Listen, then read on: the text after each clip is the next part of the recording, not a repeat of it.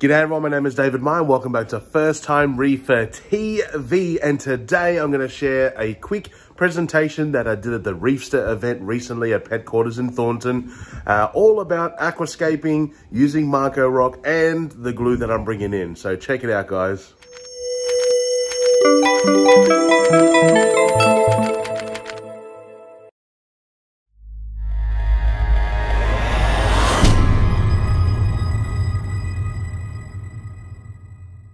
Alright guys, welcome again. I've got a very special guest in the house, a dear friend of mine, and David's here too. David Meyer's come all the way up from Melbourne. He loves all things reefing. He's really coming up in the industry, in the hobby. He's done a lot of fantastic things for the hobby while it's been, you know, locked down. He's trying to keep everyone motivated, and I just want to say thank you. It's highly appreciated. He puts a lot of his own personal time into everything he does, so it's very appreciated. Thanks, man. No worries. We've also got Jag here. Jag's going to be David's offsider today. Yeah. I think it's going to support our weight. The master scaper. I think. Should we bounce? Thanks. No, we shouldn't. And these guys are going to do a scaping display, something that's very big over in Asia, from what I believe. This style I've tried myself. I'm going to learn some stuff today too, because I just winged it, and this looks a lot neater than mine. So anyway, without any further ado, I'll hand over. Thank you. How are we all doing, guys? Good. Thank you for everyone for coming today. How many of you guys out there actually know who I am? Fuck yes! Yeah, your family. Yes, that's awesome. So yeah, I run a little YouTube channel, First Time Reefer TV, that's basically documented my entire journey in the saltwater world, from knowing absolutely nothing to still knowing nothing but pretending to know a lot today. So thank you to guys for coming today, but we're going to show you a little bit of scaping, sort of that I'm pioneering in Australia. It's such a simple method. You can get some incredible results like Jag's created here. And I'm going to show you guys a couple of secrets today. So we're using the Marco rock here today, which personally for me I think is one of the best rocks that you can use. It's naturally mined stuff. All the pieces look really natural. This one here is the foundation. As you can see that it's got a straight cut on one side. So that is designed to sort of be the base of a structure, to make sure that it's got contact points with the base of your tank, and it's going to provide like really strong stability for your scape as well. But you can also flip it upside down to make some really cool shelves as well. You can attach it sort of around there and just have it hanging off as a shelf, something a little bit bigger than the shelf pieces that you would have traditionally as well. So both myself and Jag have used a combination of both of these methods. So first I will apologize if I sort of forget what I'm saying, because I'm running on 4 hours sleep and I caught a flight up here this morning, but I am going to try and keep my together and get through this. So the method we're using is sort of what BRS TV called it as a NSA scape, which is sort of like that open style scape. Personally myself, I come from a freshwater aquascaping background, and so does Jag, and I hate rock walls. As soon as I came into the marine world, I'm like, what on earth are people doing? Just dumping a whole pile of rocks into their tank and that's it. So I really like bringing sort of that freshwater aquascaping side over to the marine world, but still making it suitable to mount coral, because obviously it's a little bit different to plants. So the method we use is super simple. I've got a glue here that I bring in that is available for anyone that wants to buy it, but it's basically just a really thin viscosity glue. As you can see there, it basically looks like water. You can use an aragonite sand if you want, but the best method is to actually use this Marco rock and actually crush it up into a powder, as you can see here. So Jag's done all the hard work on this one, thankfully. Thank you, Jag. My wife. Yeah, your wife? Okay. I actually had my 4-year-old son crushing all my rocks. So this is the best way to do it, because it adheres the best. And we'll show you how important it is to have sort of like a powder like this to create all your contact points. So Jag's going to get started, and I'll show you, I'll just talk to you as he's doing it. So with this glue, you got to make sure that you do wear protective gloves, even though Jag doesn't have any, because he is very experienced in this. But I hope you guys can all sort of see what he's doing. What we might do is actually just turn it out like that if we can, and I'll leave it there. So basically, you just attach the rock to sort of where you want the shelf to be. And then I call it like a tack weld, almost like for all those steel fabricators out there. Just do a little contact point, sprinkle a little bit of sand on there to begin with. Whoop, my hand's sticking to stuff already. Just sprinkling a little bit like that on there. And you can see you squirt the glue on top and do plenty of glue on there. And this is going to be your first contact point. And in about 10 seconds, you're probably going to see like a puff of smoke start coming up. And that's sort of like the chemical reaction of the glue reacting with the medium in there. And then once it's done that, the joint actually gets super hot. It's like really hot to touch. It will burn your fingers, so that's why it's important to wear gloves. But that now, once that set there has dried, we'll basically be able to suspend that rock. So as you should be able to let go now, right? Yeah. So you can, oh, not quite, not set yet. Heavy piece. Yeah, maybe put a heap of glue on there. Put heaps, and then at least you can see it's set. But yeah, you got to let it wick through, let it dry before you put some stuff on top, I think. But for me, it's really important to be able to step back and have a look at the shelves, the way the angles are going, whether it's pointing in the right direction. If it doesn't, you can literally just snap it off and start again. Well, that hasn't got enough of a contact point. This is not a really good example of how to do this, but That's right. we'll try again.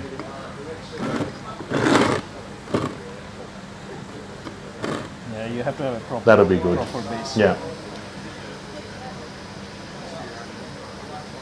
What we've done here, there is a gap that's quite significant in the middle here, sort of like a hole about so big. You can actually just fill it with a pebble of this Marco rock and then put the powder through, and that'll actually sort of like fill in that area to be able to provide enough contact point for it to actually adhere. But you can see you've got to make sure that the glue actually sets through the powder and wicks all the way through, because once it sets, it's basically like that and it's already solid, right? And then once you do that, push it away from you or take a step back, you know, get down, have a look at the angles. Is it pointing in the right direction? Is it filling the right area? What piece am I going to put next and where will that go? So you can do another piece up here, which Jag will sort of just put that in now. And what you want to do is create multiple layers, but without the shelves stacking on top of each other. Because if the shelves stack on top of each other, you're going to cause a lot of shading and there's going to be no room for the coral to grow into. And then as you can see, it's an extremely fast way to aquascape and to have something set. And then once you've sort of done all these tack welds and you're sort of happy where some of the multiple locations are, you go through, fill it back a little bit more, and then do a final sort of gluing over the top. And just before that glue dries, just sprinkle some more of the dry powder on top, and you basically do not see the join. So if you have a look at any of the work that Jag has already done over at the Fisher Friends booth over there, you basically can't pick where the joins are or where the glue mix is. Traditionally, with a lot of the other methods that you can use, you know, it really stands out, especially on white rock, because it's not white, or you can see like these clear patches of glue. And this method allows you to really just hide all that.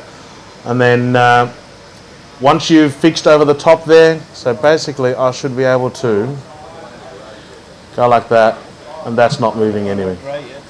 And that's not completely dry. You can see the smoke just coming out at the top there. That's the reaction with the glue to the powder. And that's basically, well, like a couple of minutes work, and you've got 2 shelves done already. So what you'll do now, if you're happy with that, is basically just go through, fill it back again. Once you've done that, flip it over. As you can see, the shelves are holding already, and you just fill in the little crevices that are underneath here, underneath the shelf, to really provide that that sort of adhesion between the top and the bottom. With this method, I've done it in an 8x4 tank, which is my current dream build. And it's been in there 6 months, and there's been zero deterioration in the aquascape whatsoever. And I've got probably like a 2-foot hanging arm like this with about 4 or 5 shelves coming off it. And everyone said it wouldn't work, but I proved them wrong, didn't I? But yeah, just make sure you go through and backfill like this. But what you can do, so all the pieces I've got here are shelving rock, but the Marco rock also comes in big base rock pieces as well, sort of like big boulders. And what I do with that is I smash it up. I use a big rock chisel and smash the rocks apart, so then you can sort of create these sort of branching structures, because the base rock's really cheap. I think it's only about $9 a kilo for the base rock. And to be able to smash that into the sizes that you want, it's a really cheap way to create an aquascape. And you do want to try and keep your pieces sort of like fist size, depending on the size of the scape that you're doing. But you do want that sort of rectangular shape, because then it makes it really easy to attach 3 or 4 pieces together and get like a long piece. As you can see there, if you guys come up a little bit later, we're going to probably finish off the rest of the scape here, but if you look a little bit closer, you can't actually see where the joins are on the scape. And you can see that it's super strong, and we can probably continue to do maybe another couple of shelves out there, and Jag will just keep doing his thing. But the most important thing with scaping, in my opinion, for a marine tank is having this. We'll move this over. Is having this space underneath here, and having these little contact points. Like this side, that's just that little tip there that's touching onto the glass. If you had a sand bed, it just means it's less space for detritus to be able to build up in your tank, which eventually in turn causes nutrient problems in your tank. And you want that really good flow through, obviously for fish, but also to get the water flow through there, so all your detritus can kick up and wash over and go into your filter socks and out of your system. I think that's the most important about this NSA style escape, because when you do just have a big pile of rocks in there, once detritus gets in there, it's so hard for it to get out, right? And fish love swimming through this stuff. So yeah, while Jag's finishing that, does anyone have any questions about the method? No? Any questions about scaping?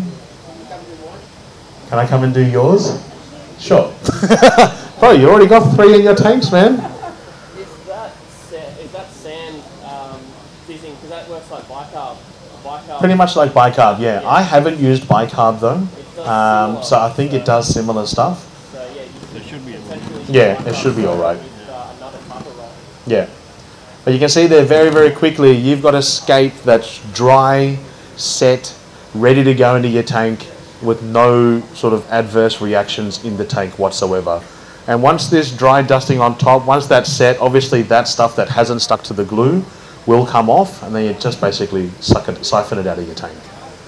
Yeah. From an artistic point of view, in a tank, how would you, like, what kind of looks good?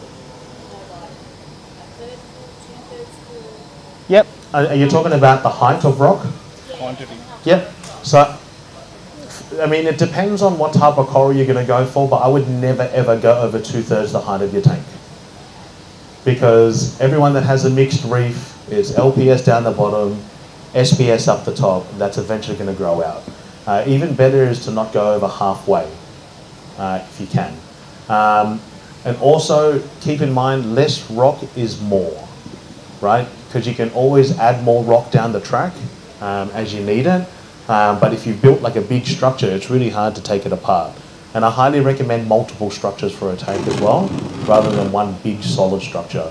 It's less risk to get into your tank, but it also, if something goes wrong in your tank, maybe that rock's infested in Aptasia or for some reason or another, you can just take that out, treat that piece of rock with whatever you need to do, put it back in.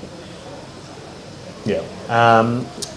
Sizing of the scape as well, you do want plenty of clearance around the aquascape between your rockwork and the tank. If you get too close, your coral's going to have nowhere to grow, and it's also going to be hard to get a flipper to sort of clean your glass, and I learned that the hard way. I've made so many mistakes, and like I'm comfortable with making mistakes because like it learns, and that was one of the primary reasons why I started my YouTube channel, because if I can make mistakes to help other people learn and avoid making the same mistakes, then it's fantastic, right? I focus a lot on trying to make sure people have success in their tank, because that's the only way the hobby's going to grow for guys that, you know, have their, you know, whole life invested into their business as well. The more people that are successful, the more products that are coming in, like Anthony from Delua, he's got a huge range of products that are available now. So the more reefers there are out there, the more coral that stays in Australia, the hotter the market is, the more we can do events like this. So yeah, if you guys got any questions ever, you can reach out to me on Facebook, Instagram, YouTube if you really want. I hope everyone's subscribed, by the way. But yeah, you can see there, like really quickly, and you know, I've been talking probably about 10-15 minutes now. You can create a scape really quickly. So in my tank, I spent probably about 14 to 15 hours creating my aquascape. And if I did it in any other way, it probably would have taken me at least a week, if not longer. Just because this sets so quickly. And it's basically, I give this another like 10 minutes, and I could put this into a tank. And it's ready to go. There's no curing time. There's no waiting for the mix to completely set. It's just a really fast way of doing it. And all you need is literally glue and a mortar and pestle and slave labor. And you can crush up all your powders and your rocks, and it's so quick. So if anyone's based in Sydney, Jag actually creates a lot of these escapes for people. He's done a couple of massive, what's the biggest one you've done so far? Like a 7-foot tank, I think? Yeah, 7-foot tank. 7-foot tank. These ones are obviously for a nano, but there's no reason why you couldn't put 3 or 4 of these in a 4-foot tank as well. Multiple heights is really important as well with scaping, because you don't want something that's just like really level. You know, like in the rule of thirds with the freshwater aquascaping scene, it's 2/3 up and 2/3 across with a slope down. You've got to create those different heights, right? And it's good to create slopes as well, height from back to front. So you start really low up the front, sloping to a lot higher at the back, because it gives you that vision of just depth perception, but also multiple layers of coral. And then, you know, we all love looking at coral, so you want to make sure it's all on show. So you'll see that all of Jag's scapes that he does, it always teeters back and goes higher towards the back. That's so everything can be on show. You can see here within like 10-15 minutes, it's created a pretty cool scape using just some shelf rock and a piece of foundation. If we had some base rock here today that we smashed up, you could do these extra sort of pieces in between the shelves to sort of give it that open area and the more height. But yeah, like I said, it's a super simple way to get your scape done, and really strong as well. But for me, yeah, you can spend so long doing aquascaping, and it can be quite frustrating, which I'm sure you've learnt as well there, right? Like it takes forever. But it's okay to make a mistake, right? I think it's the best way to learn. It's the best way to learn a hard lesson as well. So, yeah, there's no other questions? How much is the glue? Where do you get it from? So I've actually got some here today of the Fish Are Friends booth. The glue's $23.95 a bottle for a bottle like this. One scape like this, you probably use a bottle, maybe a second if you're still learning. Someone experienced as Jay that's been using this for a while could do this whole scape in a bottle. I used probably about 40 bottles for my scape because I was learning. So I've got a really good video that goes really into depth. It's 2 videos, 2 parts, and it goes for close to an hour. And it goes through the entire process of how I built my scape for my big tank. So yeah, it's really important to actually backfill and do the underneath side as well. So any other questions?